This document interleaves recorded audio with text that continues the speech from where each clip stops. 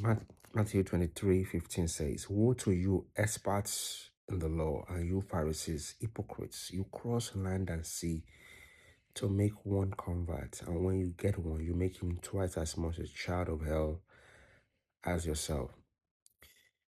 This is if you make a lot of effort, that seems to be a good thing, right? You're doing all you can to communicate what you think is the truth to somebody, try to convert them, try to make one convert. But Jesus Christ is saying it's not just about the effort, because clearly these experts in the law and Pharisees crossing land and sea to make one convert is great effort, right? And that is not the problem. The problem is not crossing land and sea. You know, to make one convert, the kind of sacrifice they had to make, investment in time, investment in focus, to make one convert. And when you get one, the result is the problem now. What is now the result? So, not all endeavors are positive endeavors. Of course, that seems that seems logical and sensible, but pay attention, pay closer attention. The tendency is to be, because these Pharisees were so convinced, because how can you convince other people? How can you make disciples of other people when you are not completely convinced yourself? So these people are convinced, and one of the things that is their selling point probably is that they were so convinced. It seems like if these people are so convinced, if these people are willing to go this extra mile, doesn't that mean whatever they are trying to tell me, whatever they are trying to, direction they are trying to move me, doesn't that mean it's the truth?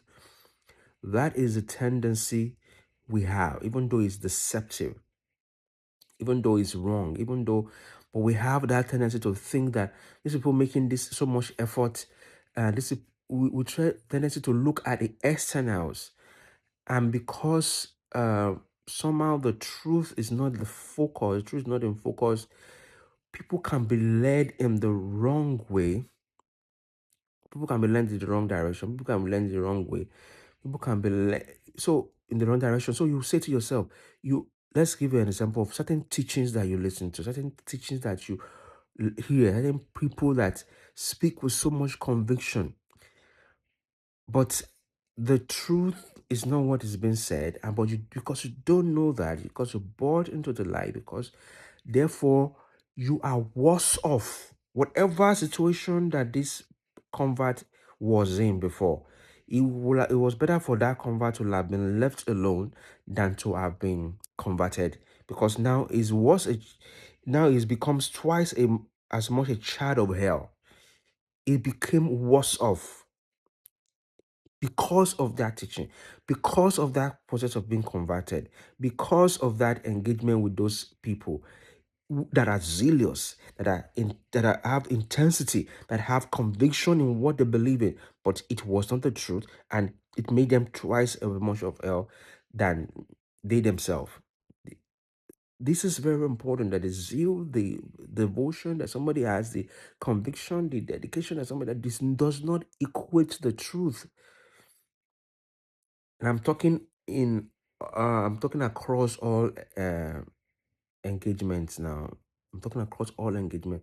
This is something you need to put in mind. The passion that which somebody is talking doesn't make it the truth.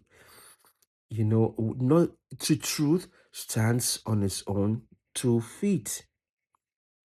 Just stands on its own, and somebody told me that I wasn't a sexually engaged person until I started preaching, listening to a messenger on the scripture that tells me that anything I do, God will forgive me. So the person started doing. So by joining, when she told me that when she joined that church, I started doing special sexual exploration. But recently, I'm thinking to myself, is that really the truth, or you are just a bad person yourself, and that was an excuse? But it happens that certain books you read can make you worse off than having not read those books. God bless you. See you later.